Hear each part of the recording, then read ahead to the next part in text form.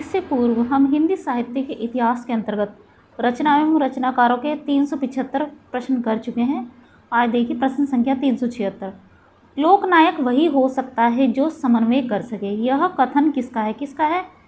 आचार्य हजारी प्रसाद द्विवेदी का है। ठीक है, उत्तर नंबर बी है इसका। प्रश्न संख्या 377।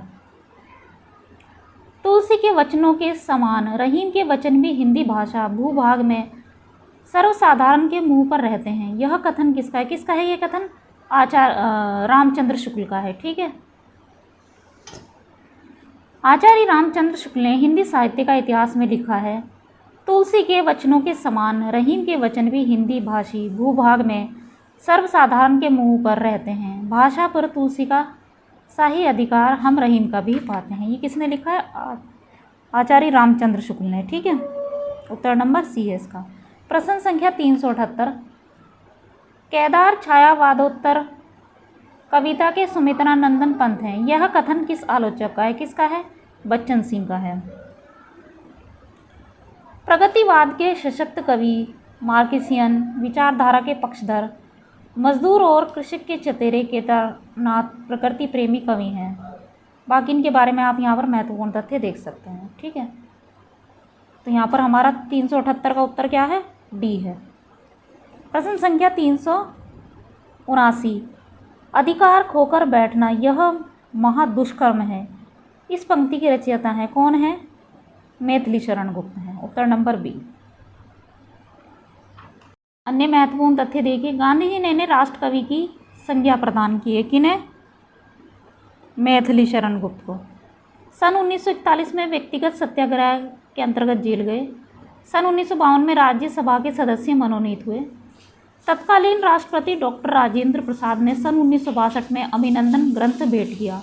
मैथिली शरण गुप्त साहित्य एवं शिक्षा के क्षेत्र में पद्म भूषण से सन 1954 में सम्मानित हुए। ठीक है, ये मैथिली शरण गुप्त के विषय में दे रखा है। प्रश्न संख्या 380। वह हृदय नहीं है पत्थर है जिसमें स्वदेश का प्यार नहीं। यह प्रसिद्ध काव्य पंक्ति निम्नलिखित में से किस कवि द्वारा रचित है? किसके? मैथिली शरण गुप्त। उत्तर नंबर बी। प्रश्न संख्या 381। मैं उनका आदर्श कहीं जो व्यथा न खोल सकेंगे, पूछेगा जब किंतु पिता का नाम न बोल सकेंगे, जिनका निखिल विश्व में कोई कहीं न अपना होगा, मन में लिए उमंग जिन्हें चिरकाल कल्पना होगा। उपर्युक्त पंक्तियाँ दिनकर की किस रचना की हैं? किसकी है?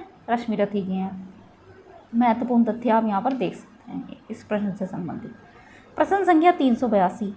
मैं रथ का टूटा हुआ पहिया हूँ लेकिन मुझे फेंको मत।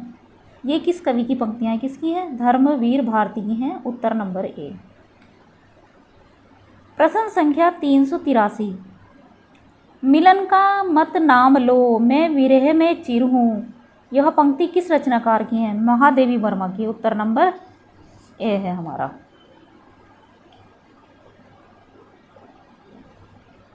महादेवी वर्मा जी के विषय में कुछ महत्वपूर्ण तथ्य दिए हैं, आप देख सकते हैं। प्रश्न संख्या 384। माधव हम परिणाम निराशा। यह काव्य पंक्ति किस कवि की है? विद्यापति की है। ये महत्वपूर्ण तथ्य आप देख सकते हैं।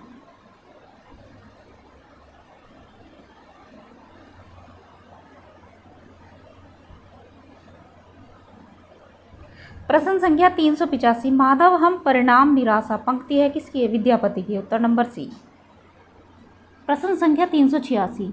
राष्ट्रगीत में भला कौन वह भारत भाग्य विधाता है, फटा सुथन्ना पहने जिसका गुण हर चरना गाता है। गुण हर चरना गाता है। उपर्युक्त पंक्तियों के रचनाकार हैं कौन है? रघुवीर साय हैं। उपर्युक्त पंक्तियों के रचनाकार रघुवीर साय हैं। यह काव्य पंक्तियाँ अधिनायक नामक शीर्षक से हैं। रघुवीर साय दूसरा शतक के कवि हैं। इन्होंने दिनमान 1979-1982 का संपादन किया। प्रश्न संख्या 387। तुम्हारी यह दंतुरित मुस्कान मृतक में भी डाल देगी जान। उपर्युक्त काव्य पंक्तियाँ किसकी हैं? नागार्जुन की हैं। तो नंबर सी। ये इनके विषय में आप देख सकते हैं कि इन्हें मैथिली में रचित पत्रहीन, ये मैथिली है, ठीक है, मैथिली शरण नहीं। मैथिली में रचित पत्रहीन नग्नगाछ के लिए इन्हें वर्ष 1968 का साहित्य अकादमी सम्मान प्रदान किया गया। बच्चन सिंह ने नागार्जुन की कविताओं को नुक्कड़ कविता की संज्ञा दी। किसने? बच्चन सिंह ने नागार्जुन की कविताओं को नुक्कड़ कविता की संज्ञा दी है। प्रश्न संख्या 388, निम्नलिखित पंक्तियाँ किस कवि की हैं? किसकी हैं? खने खन नयन कोन अनुसरई, खने खन वसन धुली तन भरई, विद्यापति की है। तो यहाँ पर महत्वपूर्ण तथ्य आप देख सकते हैं।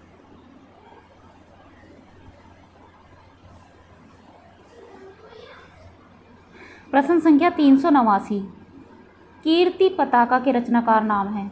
कौन है? विद्यापति है।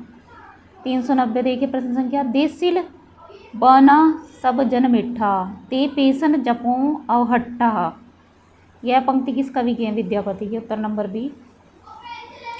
उपयुक्त पंक्तियाँ विद्यापति की कीर्ति लता से ली गई हैं, जिसका अर्थ है संस्कृत लोक रुचि के अनुकूल भाषा नहीं है, प्राकृत लोगों के सही मर्म को स्पर्श नहीं कर सकती, परंतु देसी भाषा सबको माधुर्यपूर्ण लगती है, इसलिए मैं ग्राम बोली को अवहट्ट कहता हूँ। प्रश्न संख्या 391, निम्नलिखित में से कौन सी रचना केशवदास की नहीं है? कौन सी नहीं है? भू परिक्रमा नहीं है, बाकी विज्ञान गीता, रत्न बावनी, जहांगीर, जस चंद्रिका, ये सभी केशवदास की हैं। किसकी हैं? केशवदास की। प्रश्न संख्या 392, सखी पिया को जो मैं ना देखूं तो कैसे काटूं अंधेरी रतिया, पंक्ति किस कवि द्वारा रचित है? अमीर खुसरो ही। यहाँ पर उनके विषय में आप महत्वपूर्ण तथ्य देख सकते हैं। प्रश्न संख्या 393, लोगन कवित कीबो खेल करी जानो है, इस काव्य पंक्ति के रचयिता हैं? कौन है? ठाकुर हैं। ठीक, आप महत्वपूर्ण तथ्य देख सकते हैं। ठाकुर कहते हैं, इसके विषय में लिखा हुआ है। ठीक है, ठाकुर है जो अभी रचना पढ़ी है, जिनकी हमने मतलब लोगन कवित कीबो खेल करी जानो, ये पंक्ति पढ़ी है ना हमने, ये ठाकुर की 393 प्रश्न पर, तो उससे संबंधित ये दिया हुआ है यहाँ पर महत्वपूर्ण तथ्य।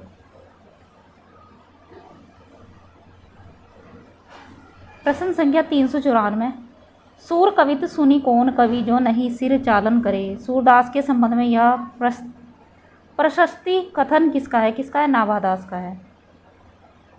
प्रश्न संख्या 395, भाषा निबंध मति मंजूल मात नोती किस कवि द्वारा रचित श्लोक का अंश है? तुलसीदास का है। प्रश्न संख्या 396, अबलो नसानी अब न नसे हो, पद के रचयिता है? कौन है? तुलसीदास। प्रश्न संख्या 397, पायो जी मैंने राम रतन धन पायो, प्रस्तुत पद के रचयिता का नाम है? कौन है? मीराबाई। तो बहुत प्रसिद्ध पंक्तियाँ हैं। प्रश्न संख्या 398, राग गोविंद किसका ग्रंथ है? किसका है? मीराबाई का है। प्रश्न संख्या 399, तुम म्हारे घर आओ जी प्रीतम प्यारा, चुन चुन कलियाँ में सेज बनाऊं, भोजन करूं मैं सारा, ये किन की पंक्तियां हैं? मीराबाई की हैं। प्रश्न संख्या 400, प्रेम को पंथ कराल महा, तरवारी की धार पे धामनो है, इस पंक्ति के रचयिता है? कौन है? बोधा है। ठीक है।